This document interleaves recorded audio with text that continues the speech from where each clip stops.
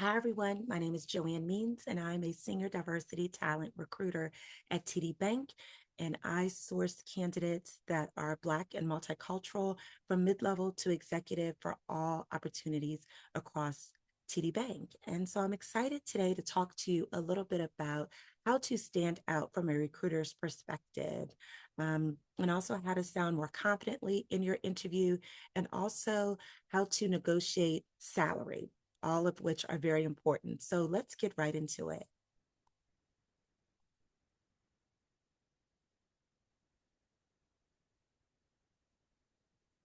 So again, as I said, my name is JoAnn Means. So just some quick tidbits that I want to go over. Um, I don't know if you know or not, but for every dollar a white man makes, a white woman makes 82 cents, a Black woman makes 66 cents, and a Black man on average in the United States earn 87 cents for every dollar earned by a white man.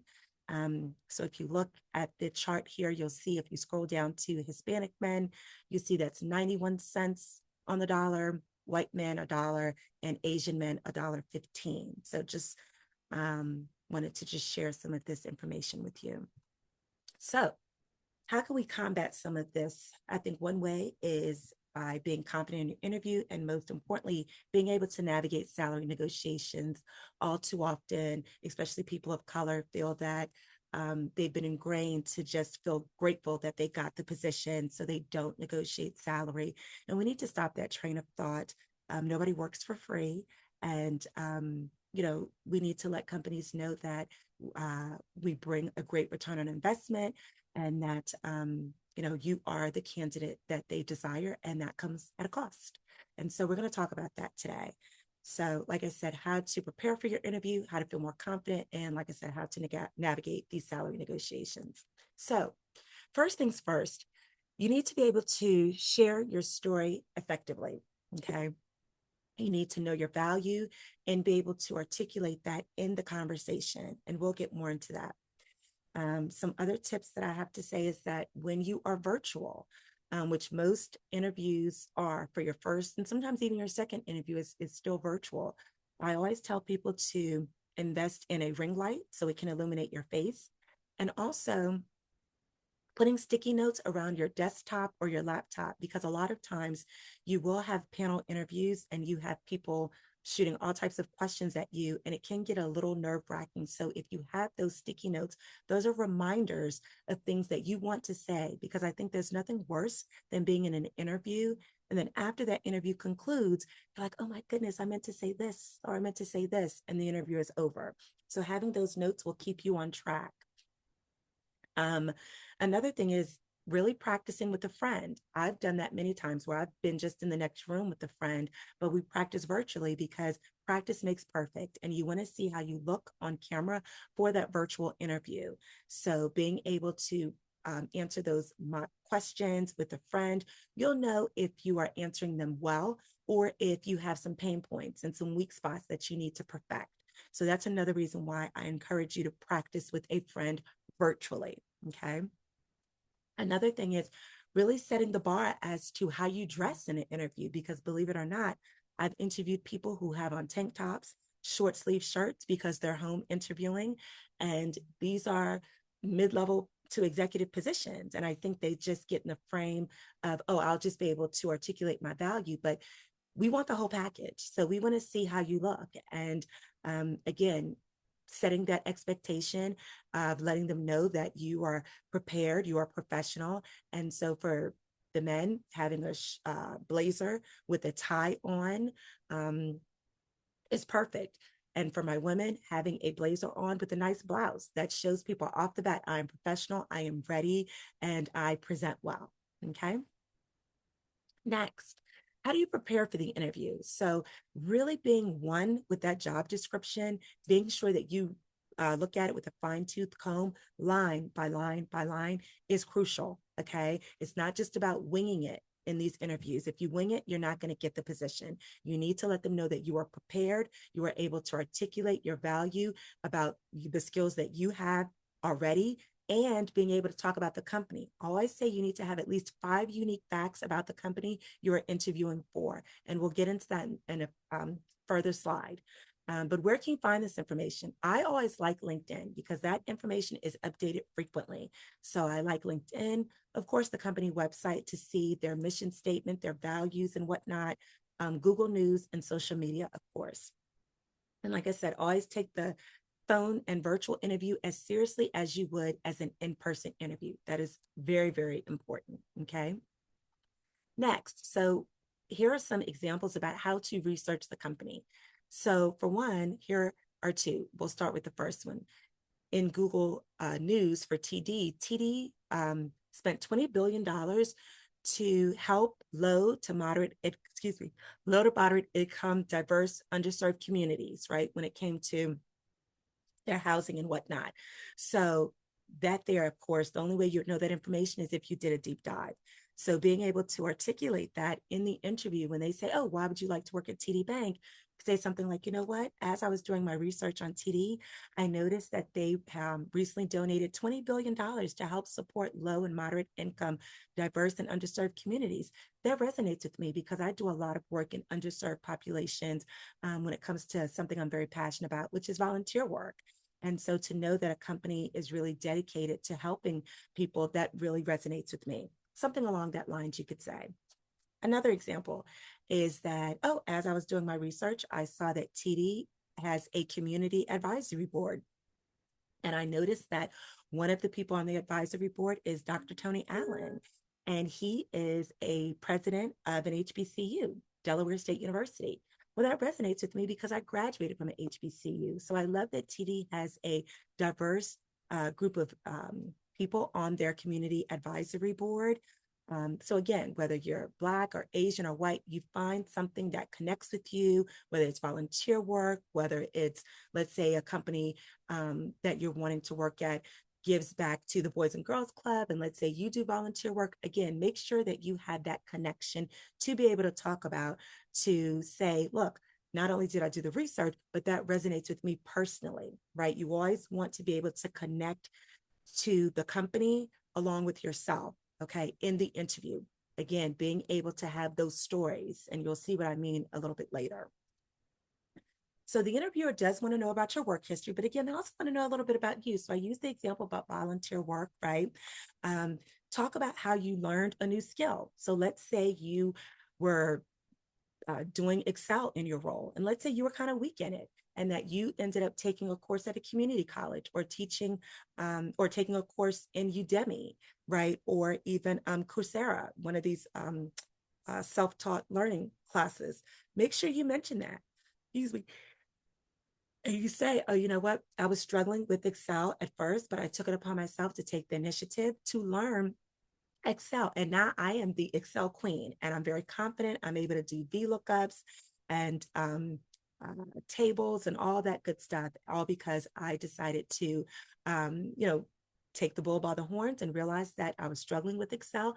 And now I'm an expert at it. And I'm very confident that I'll be able to bring great skills to you, my Excel skills, in this position, something like that. So again, being able to talk about a skill that you used, how you weren't sure about it at first, but then you perfected it, and now you're good at it. And that also could correlate to even a weakness, right? You could talk about how you were weak in Excel, you decided to take a class, and now you feel confident and you're able to do all of these different tasks in Excel. That's very important, okay? Or you could even talk about a time when you worked on a team project and collaborated. Talk about the good with it, but also talk about, the challenges. And that's not talking bad about the company or talking bad about your employer, because you never want to do that. But we always want to hear the stories that you have to tell. So if a project was going, downhill for whatever reason, you can talk about that and then talk about how you brought it back full circle and how you overcame those challenges. That is very important in an interview. Too many people want to be perfect in an interview, and no job is perfect. There's always challenges, right? Again, not talking about bad about the your boss, but talking about the challenges you had, how you identified it, and how you came through the other side. Okay, that's very, very, very, very important. Not too many people do that, and that really is what resonates with a lot of recruiters because we are all human. Okay. So remember during the interviewer really just wants to learn about you. Honestly, they want to know about you, the return on investment you're going to bring to the company, your skill set, all of that. So being able, excuse me, being able to talk about yourself. So if somebody said to me, JoAnn, tell me about yourself, say absolutely. I'm diligent, I'm dedicated, and I'm determined. And I've been an asset to every employer I've worked for. I have a passion for recruiting candidates, very diverse candidates, and helping them land their dream role. You see how I did that? That's what we want to hear. You hit them right out the gate with action words, okay? Not the same old, oh, my name is JoAnn. I've been a recruiter for, 8 years. That's so boring, right? And yes, that is your job, what you've done, your experience, but you want to hit recruiters out the gate with enthusiasm, right? And these action words, okay? Let's say, let's use an example for a data analyst. JoAnn, tell me about yourself. Absolutely. So I'm detail oriented, I'm driven, and I'm dedicated. I've always loved numbers since I was little. I love being able to give uh, data that is clean because I know it makes a difference. And I know that my data has to be clean to make sure that people are able to make decisions off of the data that I submit. So I take pride in submitting clean data that is accurate as well. And I just love everything about data analytics. You see how I did that? So again, out the gate, being able to talk about what you like, what you enjoy, right? You take pride in yourself. So anybody interviewing is gonna be like, wow, that person is detailed. That person is known for accuracy. That person, wow, has loved numbers since they were little. You're giving them a little insight to yourself. Okay. That is important. Okay. You want to draw their attention right off the gate. Okay. Make sure you let the interviewer know you have been looking forward to this interview. Be enthusiastic, smile. All of that matters. Okay. Make sure also during the interview you are taking notes. Many people do not. I'm not sure why they don't do that, but definitely take notes. Okay. So you can really be able to understand what the recruiter is saying. You can refer back to that. Okay. And then most importantly, be able to ask questions. Listen to the interviewer. Make sure you're taking your time in answering questions. Make sure it's a conversation back and forth. You don't want to dominate the conversation. Okay. That's very important. Here are examples of a strong answer versus a weak interview answer. So, strong answer. Why do you want to work here? This role aligns perfectly with my previous experience and career goals. Additionally, I was impressed to learn that TD Bank is ranked number 9 on the Forbes list for America's best employers for diversity. As a woman of color, this commitment to diversity and inclusion is very important to me and makes me excited about the possibility of contributing to and growing with your organization. Versus a weak answer. Why do you want to work here? I actually have an account at TD Bank. And when I go in, the people are just so nice. So I just thought I'd apply. And yes, those are answers that I have gotten all the time. Okay. So again, you want to set the bar. You want them to know that you've done your deep dive on the company. You want to be able to really let them know that you've done your research. And the only way that you would know that we were ranked number 9 on Forbes list is if you did a deep dive. Most people will not put in the work to do a deep dive when it comes to the interview. So you're already going to stand out. Okay. So, how to confidently ask for the salary you deserve. So, again, you want to make sure you do your research. You don't want to just be throwing out numbers, okay? Because you could throw out a number and get lowballed. I see it all the time. So, you want to make sure that you are plugging in sites like Fishbowl, Glassdoor, salary.com, and making sure you utilize several resources to come up with that salary band. Remember, you never want to give out the first number. You want them to give out the first number because if you were lowballed at your last job, you're going to get lowballed at the next job you try to get because you're just going to be throwing out numbers. Okay. And if a company is paying 110 and you say, oh, I want 65, the company is going to give you that 65, maybe even 70, and they would have saved thousands upon thousands of dollars. Okay. So make sure you do your research. So if they ask you, what is your salary expectation? You want to politely turn it around to them and say, you know what? Can you please tell me the budgeted role for this position? Put it on them. Let them tell you what it is. Okay. You smile, you're nice and polite. Okay. But if for some reason they say, tell me what you're looking for, never give an exact number. always give a range. Okay. So for example, if you currently make 60,000 and you want to make 70,000 in your next role, if the interviewer asks you, what are you looking for? You say, excuse me, I'm currently interviewing for roles that are between 70 and 90,000. I don't care if you're only interviewing for one role. Let them think you're interviewing for a whole bunch because people always want what everybody is looking for, right? So if you say that, they'll meet you in the middle. And then just like that, you've gotten $80,000 versus the 70. Okay. Again, all this salary negotiation and them wanting to give you the job is because you are going to articulate your value. Okay. You would have researched the company. You're going to dress the part. You're going to make sure that on the job description, you're able to go over line by line and be able to talk about your experience, but also the challenges you had and how you overcame them. Remember that it's not just about the good stuff. You also want to talk about the challenges, and not in a bad way. Just say, you know what, these were some challenges that I had at my job, but this is how I overcame it. These are some things that I did, right? Whether it's working with on a group initiative that for some reason there were some challenges. You talk about that, but you also talk about how you all came out on the other side, what you learned, how you grew, all that. Too many times people want to be perfect in an interview, and that's just not realistic. Okay. Every job has challenges. Again, not talking bad about the employer, just talking about the job. But again, you talk about, as I say, the bad, the good, how you were working on a project, sort of the bad things, the roller coaster that happened, but always ended on a good note of how you are grateful, you learned, blah, blah, blah.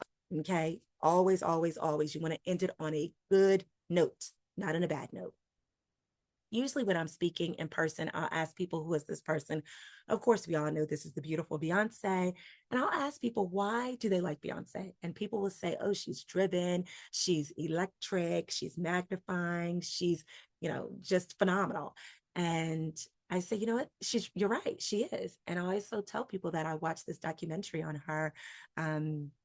I think it was a documentary or Oprah. I can't remember, one of the two, but either way, Beyonce talked about how she's very much an introvert a lot of times, and that she just likes to be quiet, and that she had to create this persona to actually to be able to go out on stage and perform the way she does as Sasha Fierce. So I always tell women, get your Sasha Fierce on. If that's what you need to be able to speak confidently in an interview and to be able to command the salary that you deserve, then by all means, become Sasha Fierce in that moment. So I want you to get your own Sasha Fierce persona and make sure that that person is confident, that person is magnetic, that person has done their research, that person invested in a ring light, they are dressed the part, they have done a deep dive in the company, they have 5 unique facts to say about the company. That is who you need to be. And men, I didn't forget about you either. Here we go. My favorites, Jalen Hurts, and of course, Idris Alba. No introduction needed. But if that's what you need, men, to be confident in your interview, then by all means, become Idris, become Jalen, or whoever you need to be able to speak confident and talk about yourself and talk about the value you're going to bring the organization during your interview. We all know that during an interview, we all get nervous. So all jokes aside, but we all know that during an interview, we all get nervous and whatnot. And so I want you to really understand that you've got it. But it is going to take practice. Nothing comes easy. Even when I've had interviews, I practice. We all spend hours on our phone, binging, Netflix videos and movies and stuff. Invest in yourself. Invest in yourself. I can tell you, I interview all the time. And I can always tell the people that have really put in the work and the people that haven't. And the people that put in the work tend to get the interview and tend to secure the job. And it shows. They're able to talk about the company. They're able to talk about themselves and all the skill sets that they have. They're able to talk about their challenges, but how they were able to come out on the other side. They're able to do all of that very easily because they have practiced, practiced, practiced. I think sometimes people want a magic wand. There is no magic wand. It's practicing. So I say to people, if you're willing to binge watch Netflix, if you're willing to be on Instagram scrolling and Facebook, you can invest in yourself to secure a better job for yourself. But it's going to take some work, especially in this market. Okay. So At the end of the interview, what should you be doing? You should be sending out a thank you email within 24 hours. I cannot tell you how many times we are neck and neck with candidates that are equal all across the board, but we aren't sure who to pick. But just as we're not sure how to decide, an email comes through, a thank you email from one of the candidates, and we're like, oh, that's the deciding factor. They took the time to send that thank you. So, again, 24 hours, send that thank you email. Make sure you thank the interviewer for their time. Personalize it by mentioning something that the recruiter said in the interview. Very important. Don't just send a generic email. No, make sure you personalize it. Okay. That's very important. And most importantly, remind the interviewer why you are the best fit for the role. Okay. Next, here are some great questions to ask at the end of that interview. One, what are some challenges someone in this role might face? Okay.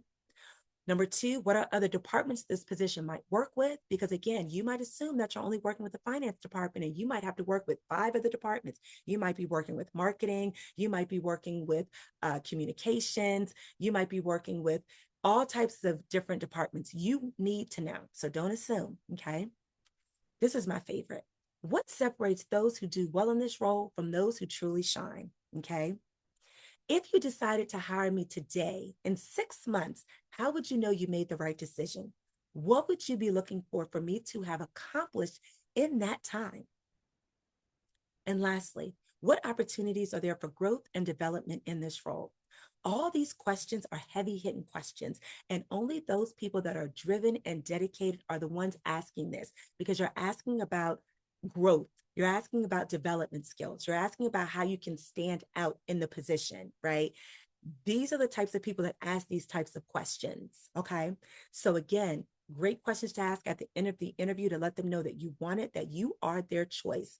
Remember, I always tell people you don't want to be a vitamin. And what I mean by that is that a lot of times we're supposed to take our vitamins daily, but we don't.